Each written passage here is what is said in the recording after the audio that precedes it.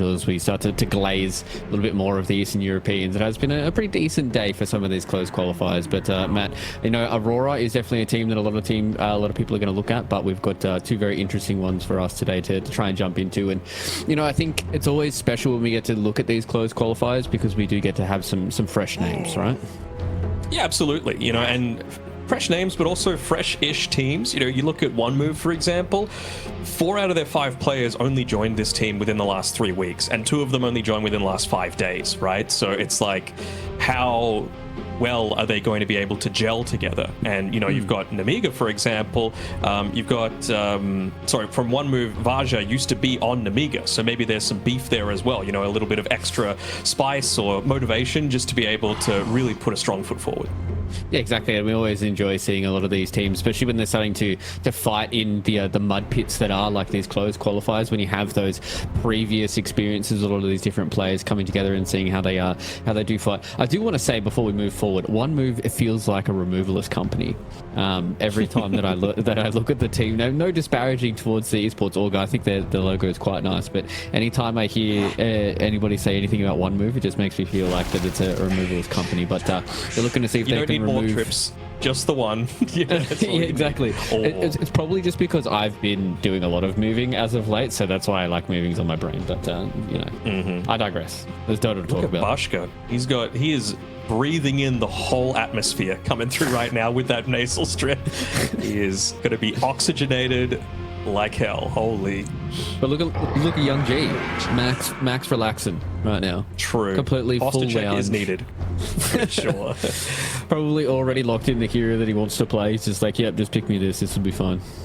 I mean, he's probably one of the most experienced players out of this entire 10-person lineup, right? Young G has been around for quite some time. He hasn't always been there at the very tippy top, but he's always been thereabouts. You know, that occasionally, you know, getting into like a tier 1.5 team as we get to see the man, the myth, the legend relaxing himself, really speedrunning through a lot of these bans too. I mean, a lot of them are, at least in my eyes, very obvious. Bristleback, Nature's Prophet, TA, and Darkseer, probably first and foremost. A little surprised that people are still banning out the Beastmaster, but I've always said this, there's no bad Beastmaster game. You can always find a way to be able to make it work, whether it be, you know, axes into Drums of Slom, or if you just look to dominate the lane through your boars and then go Helm of the Overlord route.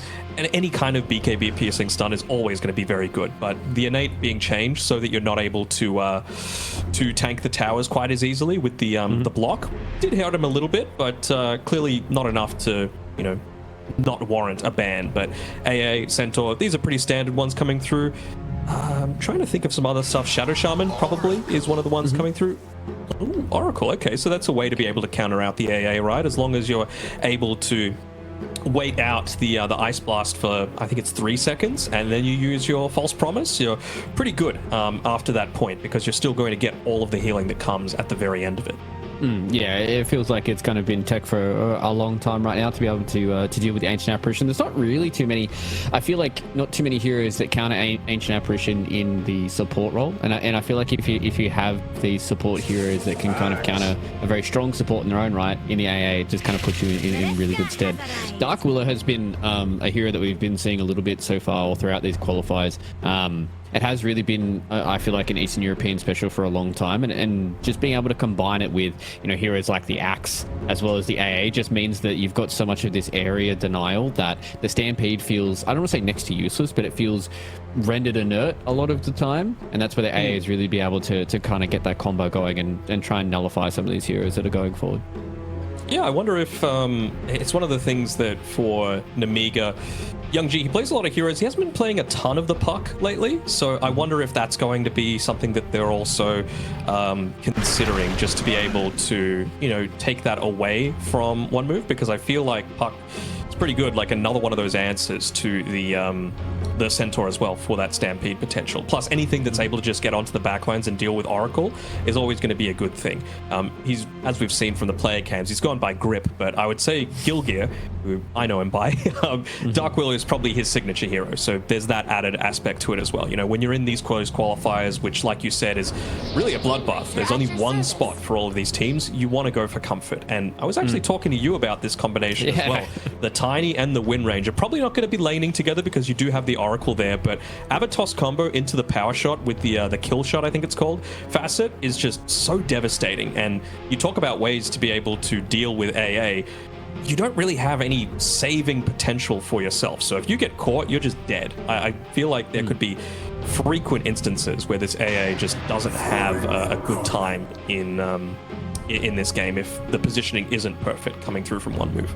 Yeah, exactly. And I feel like that's something that they really need to kind of keep in mind when they get in towards the mid game, is trying to make sure that their positioning is kind of on point, because you have a lot of these heroes that, well, I mean, 2 of these heroes so far that can really kind of abuse a lot of these heroes if they are slightly out of favor. Another hero that we were talking about, we'll call it the green room, a little bit off air before we jumped on the desk today, was this Void Spirit, and being able to see him make a little bit of a resurgence. Felt like he was a little bit of an answer to pucks in the lane, but I feel like him as a hero being able to do very similar things to what Nemiga wants to do against the AA, but being able to do that, you know, conversely against the Oracle is a big bonus here for one move, where they can be the aggressors and they can be the ones that are on the front foot, where the AA can kind of just stick in behind of this ball, and as long as he gets his spells out, then if he gets caught, doesn't seem to really matter, right?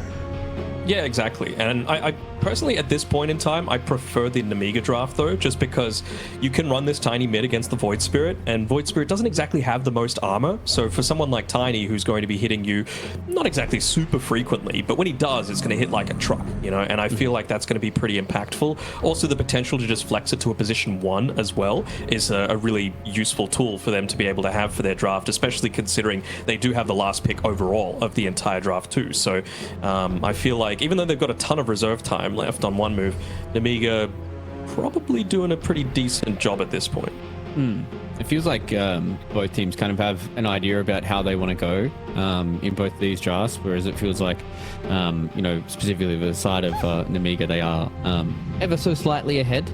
So they will just get rid of the puck here and finish it off with a Dragon Knight. So another one of these tankier heroes is trying to, you can see from the bans already from Nemiga, just trying to make sure that this Tiny has heroes that he can burst and kill, correct? And I feel like the Dragon Knight was probably one of the only ones that's left in the pool that could, you know, survive a lot of this damage that comes out from Nemiga. A little odd that they went for, I guess it wouldn't be laning into it, right? Like, it's a Void Spirit mid, so the puck ban does make a lot of sense, but DK is one of those few heroes that you actually do want to play into a puck with, just because you've got that super reliable stun to be able to catch him out. So still just feeling like maybe they didn't have the most reliable across the board to be able to catch a mobile hero, so I'll have to wait and see. The other issue that I'm having that DK does sort of answer is that they were, at least in my opinion, lacking a tiny bit of damage, especially if it goes to the later stages of the game. Nemiga has a very durable draft right now. Like Windrun, Gale Force to be able to move away, of course, Oracle with all the saving potential, Centaur, Tiny, enough said.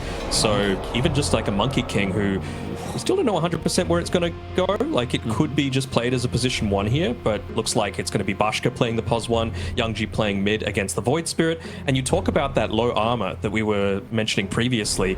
Difference isn't going to have a pretty easy time into the MK as well. And it's just another way to be able to get onto that backline, right? Probably one of the best ways that they have to be able to deal with some of these tankier heroes is the Ancient Apparition with the Bone Chill facet, just using that strength decay to be able to just soften them up a little bit. But again, if you're dying to a Tiny, a Monkey King, a Centaur, a Wind Ranger doing a lot of damage very quickly, then you're not really going to have too much of a good time this game. Yeah, I think this is really going to be on one move to make sure that they're moving themselves in a very proper kind of way. I almost did it. I saw your face there.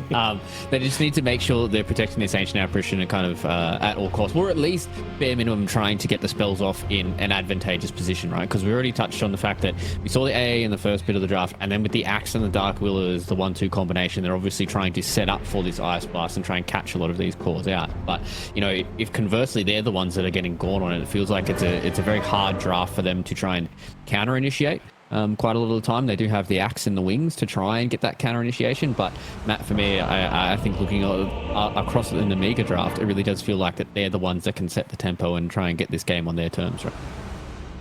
I think so, yeah, but it's going to be really important for one move to at least try and do that for themselves, because, I mean, they've gone the Corrosive Dragon facet, which is pretty standard these days for the DK, but it does mean that they've got a little bit more of that pressuring potential. And, you know, if it does get to those uber late stages, everyone's going to have a blink dagger. Everyone's going to be able to jump in onto the backlines. Everyone's going to be able to find a way to disrupt the backline. And honestly, it's pretty important for both teams, right? The AA and the Oracle are who a lot of these team fights are going to revolve around in terms of, like, well, one, survivability from the Nemiga side, but much more for the offensive potential for one move. So that's really the mini game, I guess, that I'm going to be looking at throughout this game. Like, who is going to be able to take the team fights on their terms? Because just having a look at the draft, I would have to say that it's probably going to be Nemiga that are going to get out of the laning stage in a little bit of a better spot. So I'm interested to see what one move are going to be able to do to counter that. If it's just split push and try and delay until they get that first big item and then try and make a big move, or if, you know, they're just going to crumble under all of that pressure. And speaking of trying to get on the front foot, looks like both teams here are going for a little smoke in towards the enemy jungles, trying to see if they can spot anybody out lacking just a little bit here. But it looks like so far both of these two teams have been well aware of the shenanigans that are available, and they have just decided to avoid each other on either side of the map. So you're talking about the lane so far here, you know, looking towards the side of one move. Then if they are a little bit lacking when it comes to that laning prowess, how do you feel like that they're going to try and get this mid to early game trying to go their way if they do fall behind in the lanes? I mean, it's the thing is, AA isn't necessarily the greatest at being able to, like, cut waves, for example, whereas someone like a Wind Ranger can. So I'm not exactly, like, even a Dark Willow who, hold on, are they going to try and go for a bit of a kill here to be able to start things off? Oh, Mono popping a lot here. That is a nice little Fortune's End there to be able to get off all of those pesky little debuffs. But now with all this damage and the right clicks, they finish it off. Corrupted with the first blood. That's a good way to start things off. You know, if the lanes are going to be rough for you, what better way than a first blood to be able to make that nice for you? And even just with the body blocks there, making sure that a few of those creeps went under the tower. So even though it's a rougher lane, the Axe is probably going to be in a pretty decent spot to be able to drag this wave back and have it in a much safer spot for them to be able to contest with. Yeah, I think that's the biggest thing for this Axe lane, right? To just be able to try and drag this lane into such a position where he can actually start to contest the Tiny just a little bit. And even just starting off with that first blood is very, very big there for Corrupted here. So one move starting off with a very good intro, but you can already see how strong a lot of these lanes are going to be for the side of Nemiga. The fact that we've already got G, who's just putting so much pressure on the difference, and already in the top lane as well. The bottom lane, pardon me, that the Tiny is just coming out on top when it comes to that off lane for them. For sure. I mean, XS Vampire also is just going to be hammering into this AA at every single opportunity. A little surprising, just considering AA does actually have a slight attack range advantage, but in terms of just being able to trade a little bit more easily, again, you've got more mobility as well as this Wind Ranger once you hit level 2, so there really isn't anything that AA is going to be able to do to stop you at that point. That's very true.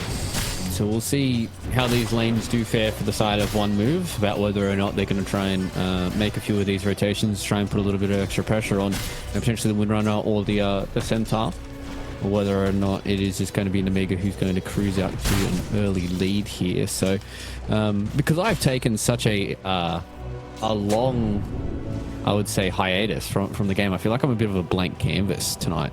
Mr. Danog, and I know you're a man that enjoys speaking about Dota too. I feel like my biggest question is, what is the main reason behind this Centaur hero kind of coming in and being strong? Because I'm a Centaur enjoyer, I'm just trying to see the power in him straight away. I mean, it's just so hard to kill you, right? Like, it really does come down to that. You put a lot of pressure on the lanes where you're just able to put yourself out there, specifically once you've got the blade mail, because you don't need to worry about going boots, right? You've got the horsepower facet. You just need to try and get as tanky as possible. And hold on, speaking of Centaur, he nearly got a kill on the AA. Yeah, it just forces a lot of attention towards you that you need to deal with. And again, you're another one of those heroes that even if you're not there, you've still got a team fight affecting spell in the Stampede to be able to impact in a big way. Ooh. He's getting close. Almost killed the AA there. What are we landing on for the AA's name, by the way? BB3PX. Let's just go BB. BB? All right, okay. I always like to try and reach a consensus with you whenever we cover games of players with intricate names. Yeah. I'm also just having a look at like what exactly they're going to be doing here on one move now that it's approaching the 4-minute water rune, potential time to be able to stack, because I really felt like he might make this move a bit sooner. As soon as you've got the boots and a full wand and a bracer on the axe, I don't feel like there's a ton of kill potential coming the way of Corrupted. So I do like the fact that they're kind of leaving him on his own a little bit here to be able to just soak up a bunch of free XP for himself, still do fine, because this mid lane is going not too great for difference, right? It might only look like 400 net worth diff, but when you've got that Monkey King hitting his level 6 early, just getting really up in your face, getting aggressive. Now he's got 3 points in the Jingu mastery. You just can't last it really. Yeah, when things get a little spicy, and XX Vampire, as well as his boy Covis9. Covis9? Yeah, I'll go with sure. Almost to take out the AA once again, as we have a quick little look here towards the middle lane once again. And as you said, like, albeit it is a big start here for the side of Young G, it may not be reflected in the net worth. It's just more so that it's like it's getting to the point now where Young G is really just starting to take over this lane, and it's just going to exponentially kind of exacerbate the gap between these two heroes, especially if Young G is able to get a few of those rotations off with the early power runes. You can already see that we've got Corrupted just cutting these lanes here on the Grandmaster axe. So just obviously got into the point now where the axe can just kind of solo these lanes and just cut all these creep waves, and it's very, very hard for the side of Nemiga to try and contest this axe with how good of a start that he's had so far. And that's probably where you're going to be looking towards Young G, right, to try and come down and disrupt what this axe is trying to do. It really can't be understated how important that first blood was. Like, it really did change the complete identity of what will be happening in this bottom lane. Right now, it just means that you can make a few more rotations like Grip is doing up onto this top side. We talked about how beefy the Centaur is, but not if you're able to make a 3v1 situation happen. Although they'll know that it's a 3v1 situation, so where is the support? And XS Vampire is making that rotation towards mid just to make sure that the foot stays on Difference's neck, that he's not able to move at all or do anything so far this game, because he's the one that's going to be needing to provide a ton of the tempo. They've got the amplified damage rune now on Young G, and I think this is a very targeted assault here on Difference, just because they understand that if this Void Spirit doesn't get off to a good start, then who do they really have to jump the Oracle? Like, yes, you can have DK and Axe with their Blink Staggers, but until then, it's all on the Void Spirit, right?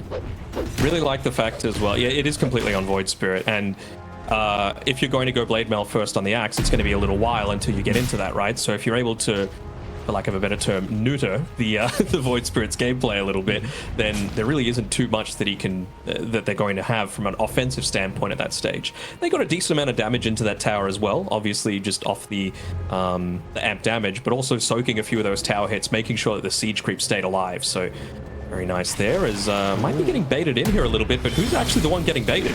Yeah, Young G's up here as well. Grips decided to come in though with the Bramble Maze, comes back in with the Curse Crown as well, but we're looking to see what this DK can do. The Eyesight goes in, gets the Dragon Tail off onto the Monkey King, but finally the Power Shot comes in and gets the kill there from XS Vampire.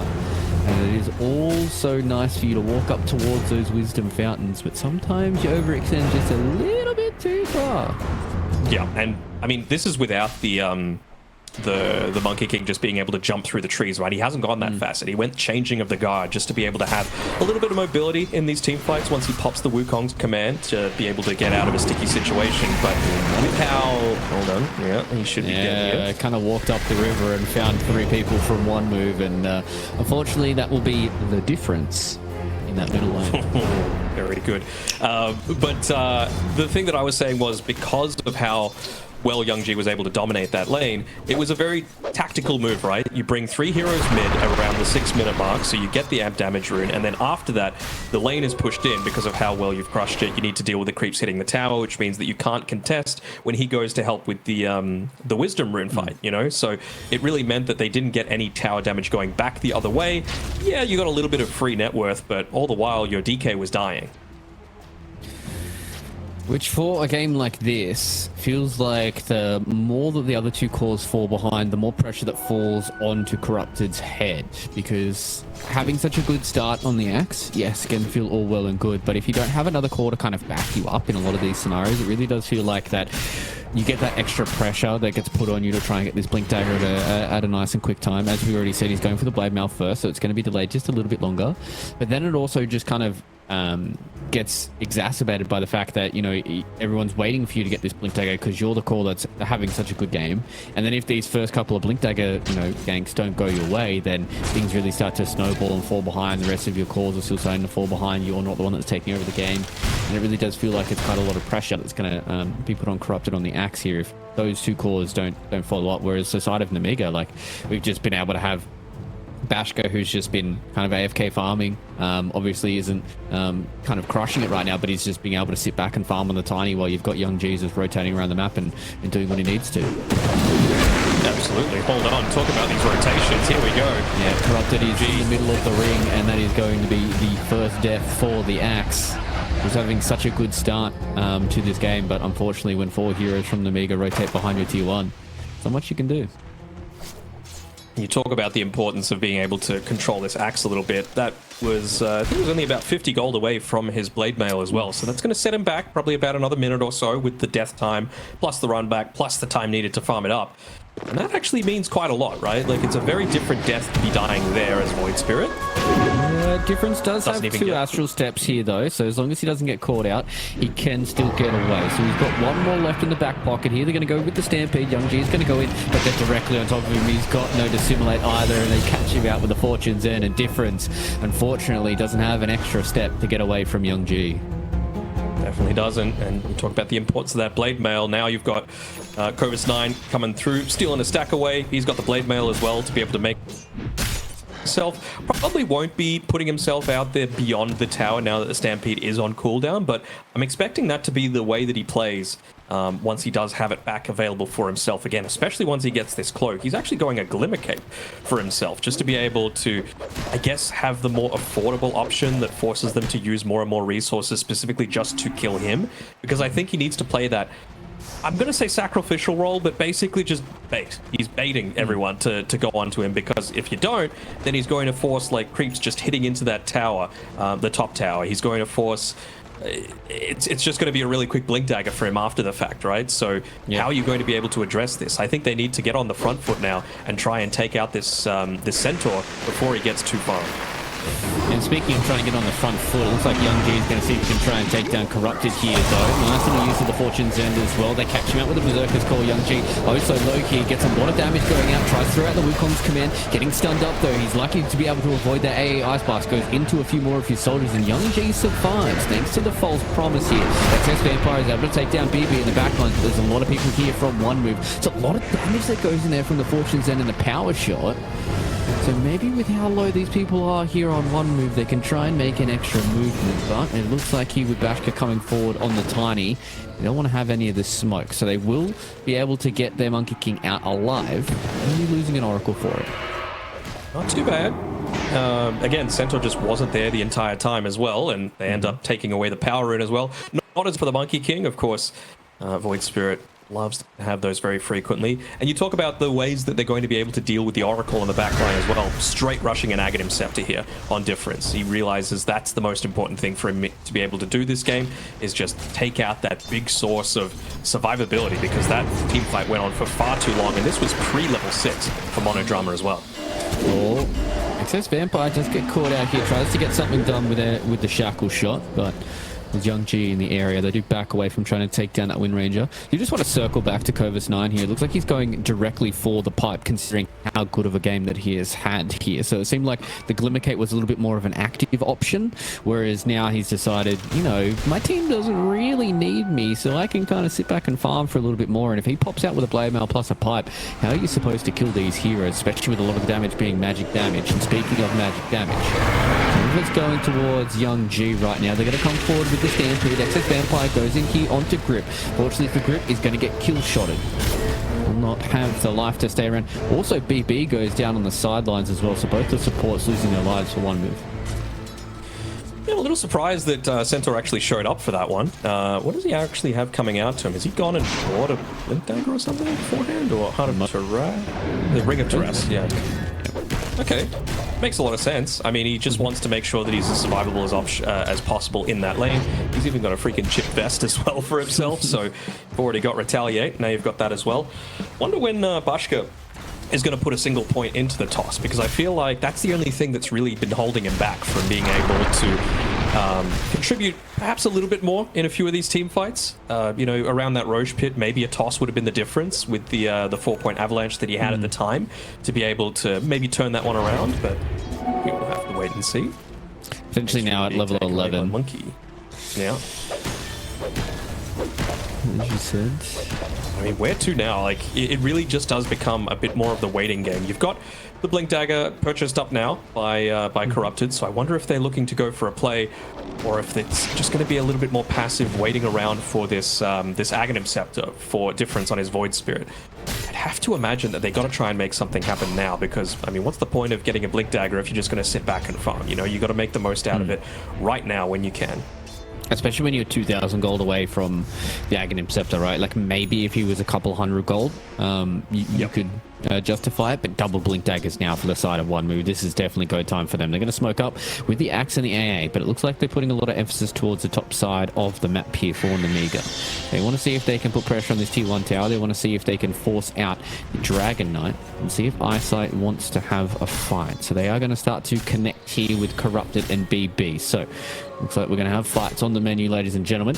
See what the Axe can do. When is the smoke going to pop, though? Right underneath an Observer Ward. We're not the person who go on here. They're going to go on through the center, doing a lot of damage there. They do take out the Oracle nice and quickly, though. So Difference is able to come in and snipe out the Pos 5. We're going to see what else we can try and get here. Bashka comes in, goes forward, finally gets the toss as well as the damage doesn't finish off the AA, though. Now Cobra's Knight is in the background doing a little bit of awkward damage. They haven't been able to secure any of these kills just yet in the Nemiga. They're starting to crumble here. But a beautiful blink call once again from Corrupted. Finds out Young G, slams him down, dunks him into the fountain, and they're looking to see if they can take down the Centaur once again. He's a very, very tanky boy, but they've got so much damage. That kill shot does a lot of damage there from X's Vampire.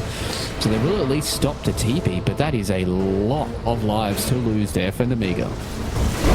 It is for sure, and it just shows you the importance of that Blink Dagger, right? When you're able to get onto the backline, when you're able to take out that Oracle, that's really going to be the big thing coming through from the shot callers. Is Monodrama, you just got to stay well back, especially if Axe has been off the map for quite some time. To be fair, though, that's basically where he's been farming for the past, like, 5 or so minutes. Even when they killed him previously, it was right next to the tier 2 tower, but a really nice initiation coming through, great teamwork coming through, getting the right target. And you mentioned it was, you know, maybe a bit of a questionable thing to try and go in onto the Centaur, but you just see how quickly back he's forced to retreat, and eventually he did end up going down anyway. Yeah, I think it really kind of worked out in their favor, the fact that Kovazan was the first one they went on, and this beautiful call coming in from Corrupted as well just catches out Young G, and as soon as they were kind of half-baited, they're like, oh, you know, they've used quite a lot, Kovazan's still alive, maybe we can try and make this work, and they get kind of like half-baited in, and the fact that they walked in with the Tiny and they didn't even get the kill on the AA. Maybe if Bashka got that, you know, the one-tap combo on BB, potentially could have seen them try and re-engage, but they just didn't get anything out of that, and then the Tiny had just overextended, and they were kind of left there with without many spells to use, so potentially it could have been a blessing and a curse at the same time. Yeah, I'm just having a look at BB3's neutral item. He's got the Sister Shroud, so obviously that's going to serve him really well when you're getting like Avatos comboed. You're not going to be able to get those right clicks off because of the evasion, and even just the enchant that he's got for it as well. Brawny, 110 extra health, and that could be the difference in terms of being able to survive or not. Infused raindrops, just a lot of value coming through for this AA. He realizes how important his role in this game is. Yep, especially with the double lotuses as well. He's just got a lot of this effective HP that he can try and rely on. So Corrupted is again trying to look for another victim here. He's going to go for a very early BKB. I'm loving this build coming in from the Axe, understanding his job perfectly. And it seems like that's kind of the name of the game here for one move. And they're seeing if they can try and find the Monodrama. They're able to find him out in the corner. Difference gets him dunks, comes down once again from Corrupted. Very, very nicely done. And speaking of Corrupted, it is that well, corrosive dragon. 2 C words are the same thing. You're going to be able to deal a little bit of damage into this tower as well. And you just see the instant value that you get out of that Aghanim Scepter as well, right? Wasn't even able to get off any sort of defensive spells because of the silence coming through from Difference. So Very, very nicely done. I've been impressed by One Move. You know, again, this is a relatively new roster coming together, at least in terms of the players. Obviously, One Move itself. Find Crocus 9 here. They found him out. He doesn't really have a good way of getting out of here either. There's so many stops to these TPs. He's going to try his best here with the Blade Mail and the Pipe, but all those barriers are going to do naught when you get chopped through like that. We're getting close towards this 20-minute mark as well, where you're starting to see, you know, the Roshan and the Tormentor kind of exchange happen. But I think with the way that One Move are playing across this map, they are the ones that are dominating all this different map position. It's going to be very, very hard for Nemiga to try and, you know, get any of these objectives on the map. I feel like that's the big difference, right? Like, when was the last time we actually saw Nemiga make a move? It was when Axe died like 8 minutes ago, and it feels like they've kind of been a little bit too passive in the meantime. Like, it seems like they're going to go for a little bit more of the active style with Tiny rushing a Shadow Blade now, coming through, wanting to be able to, you know, eventually go into the Silver Edge, get a little bit of that break off, but more just be mobile, be harder to kill, kind of do the things that I was saying before, because if you don't have Dust, he might be able to get away from a gank, and of course it's effective from an offensive perspective too. It just allows him to try and find those backside angles, and maybe, you know, he kind of changes the way that he needs to play this game, where he's, you know, trying to get rid of the Dark Willow, who feels like, you know, Group's been doing quite a lot of good work with a lot of these different CC that he's able to throw around, you know. Try and find where both of the supports are in the back, and you can have Young G try and go for one, whereas Bashka goes for the other. We'll have to wait and see, because as you said, right now in Nemiga, they're definitely playing the much more passive game. And when we looked at both of these drafts as well, it definitely was the kind of name of the game was Nemiga had very, very strong lanes, and if they're the ones that are pushing the tempo, then they can start to take this game. But if One Move get into a position where they can be on the front foot and they can dictate the pace of the game, then they're going to look very strong as well. So 20 minutes is up now. We'll see. Where's the tournament go? Bottom, no, top side. The big thing for me is, despite having those stronger lanes, and again, I'm just going to go back to the First Blood, really changing the picture of what that bottom lane looked like in terms of who was going to win it. They haven't taken any towers, you know, like the lowest tower is at about a third HP, let's say, on the top side. And these days, that safe lane tower is so important. Like, if you take away the enemy's safe lane tower, they can't farm like 5 extra camps, which is huge. I mean, that's where this big net worth differential is coming from Eyesight and his Dragon Knight, right? Like, that's camps that he shouldn't be able to farm right now, but he is, just because he's got that safety net coming through from that area. All right, Shadow Blade up and available here. Babashka is looking to see if he can get the kill onto BB, and is able to get it done. Instant value. He's able to get through the Sister's Cape there. Yeah, I guess the Acro Saber is helpful for that as well. And I think he did it. Oh, he actually changed it. He has a Searing Signet now. That's why he died so fast. All right. That'll change it. It's to learn. Hold on. Axe, TPing in.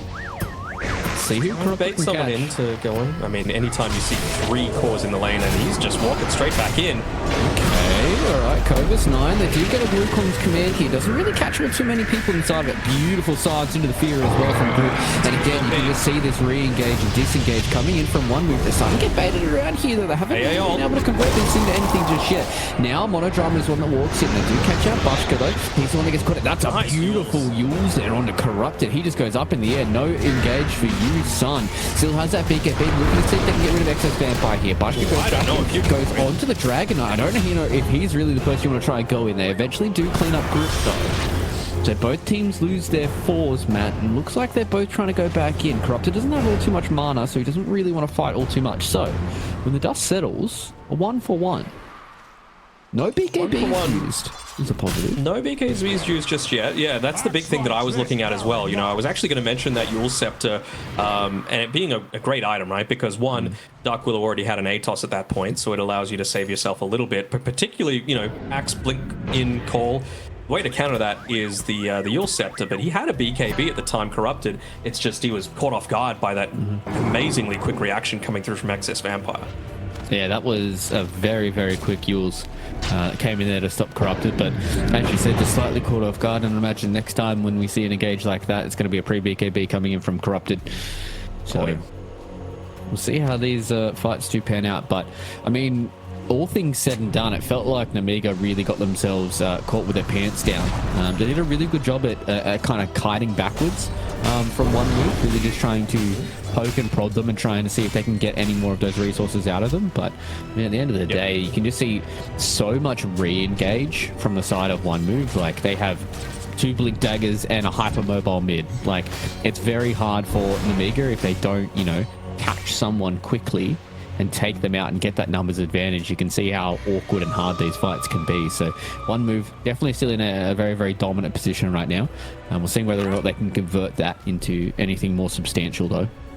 Now, one thing that I do like that they did, especially considering DK showed that the Elder Dragon form had just expired, so you knew you had 40 seconds of no DK hitty tower time, which he's back to doing right now. They did get mid tier 1, they did get mid top tier 1, so they've opened up the map a little bit. It means that Cobus 9 has this top area of the map to be able to play around, and you might be able to force back one move to be able to defend their side of the map, but you've got a freaking DK. You've got a corrosive dragon DK as well, so he doesn't need to move back at all. They're going to continue staying on the front foot and putting a lot of this pressure onto the tier 2 towers. And this is really where I was wanting to see a tier 1 tower focused prior to that 22-minute mark, let's say, just because it's allowed them to get way too farmed on DK in particular. Oh, XX Vampire. Yeah. Found and assassinated. Difference just goes in, Astral Steps, hits him with the silence, and then Corrupted, as long as he's within range. The dunk is quick enough. That's kind of the problem that you have with Wind Ranger, is sometimes she is very, very squishy. Oh, Monodrama is just, yeah. There's not much you can do there. They're, you know, you kind of just... Even stacked for him. Yeah. Walked into a meat grinder and then gave them extra gold. Now, I don't know if it's going to get to this point because they're looking like in a pretty good spot right now on one move, taking away a ton of towers, taking away a lot of the map that they've got to be able to play around with. They won't be able to push into this tier 2 top just because the wave was continuously shoved in by Bashka with that Shadow Blade. Centaur is going for an Aghanim Scepter, the old hitcher ride, sorry, the workhorse. I wonder how he's going to approach that, because it's not like he has a great hero to be able to put in the card and have them do damage, right? It really feels like a saving ability that he's going to be using, because they do have a lot of this single target-ish focus, right? In terms of the DK stun, in terms of the axe call. So Centaur needs to be counter initiation. Or, hold on, Monkey King might be able to find Void Spirit. Yeah, they are looking around right now, just towards the end of the shield room though. They've found out Cobus 9, looking to see if they can get down the AA, so they're able to assassinate BB. Now let's see what else they can get here from the side of Nemiga. Looking to see if they can go down on Grip. Haven't been able to take down the Dark Willow just yet. XS Vampire, very, very forward position here. Dunk on the backside, Cobus 9's dead. No Centaur for the rest of this fight, so a lot of their auras are out and about. Now they're trying to go back in onto difference. He's able to find out Bashka, found out this Tiny, being able to do so much damage to the Wind Ranger in the backlines as well, and Bashka will just eventually tick down to the Dragon Knight, and one move. Although they were the ones that got jumped, they turned around and threw hands. I'm not really sure what happened in that fight in terms of Monodrama, because he has Blink Dagger and full everything. Everything is available to be used right now, but no false promise, no nothing. I think the fight just got way too spread out, and neither team really had any vision at that point. You know, it's nighttime, so any sort of little advantage that you can have is a godsend, but they were just way too spread apart, and he just felt a little bit too scared to be able to go in because of how targeted he has been up until this point. But it couldn't have been a better start to the fight, in my opinion, for Nemiga. Like, they found the backline. We'll have a look at the replay here. So they're able to go in, as you said, pretty much a perfect start for them. They take down BB. I'm trying to see here on the minimap about where Monodrama is. Very much in the backlines here. Isn't able to save the Centaur there. Wanted to try and get in towards the position. Gets into a very, very weird spot and then just blinks away and walks away. Yeah. Really needed to be contributing a little more in that fight as well on top side. Although Aghanim Shard might end up saving him. 5 seconds left into that TP, and he's going to need to just commit to this fight. He might be able to go to the fight. Yep. I know where he is though. He gets up to the high ground. He takes down the Nightfall.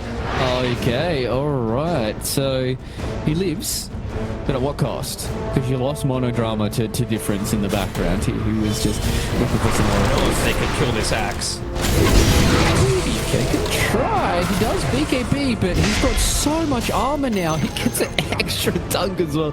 Yeah. That's the problem with these axes when they have so many stacks of Code of Blood.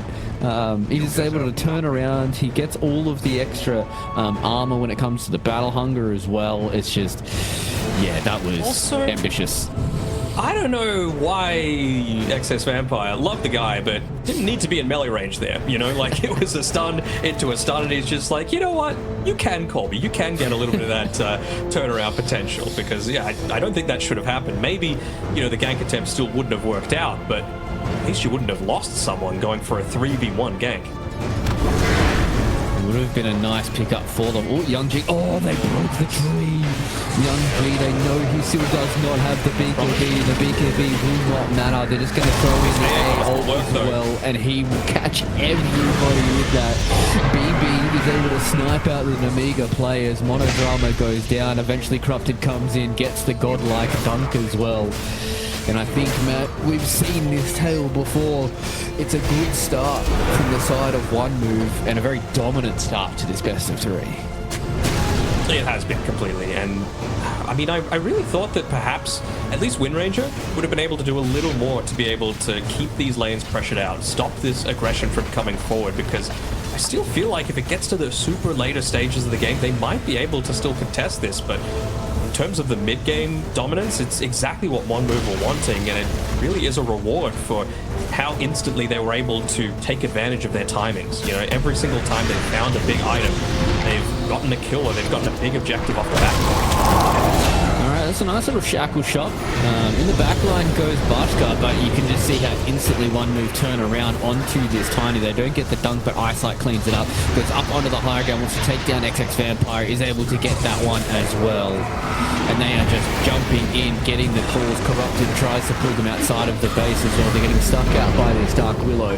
They are very, very tanky though, but eventually you can just see the excess damage they've got here for One Move. Corrupted's looking to try and go in towards the back line, gets on top of Monodrama. He's able to get the dunk. It's the false promise that wasn't there in time. Eyesight's getting nice and low, but that is only the first life, ladies and gentlemen. Corrupted still hovering on the sidelines here, wants to try and get another dunk, gets more of those Code of Blood stacks. Eventually they take down Difference though, so maybe One Move trying to over-aggress this a little bit too much. If they lose that Corrupted here, this could be quite a lot of gold that's going to go in the pockets of Nemiga. He's TPing out in the corner. They don't get the stomp. Oh, you hate to see it. You love to see it if you're One Move.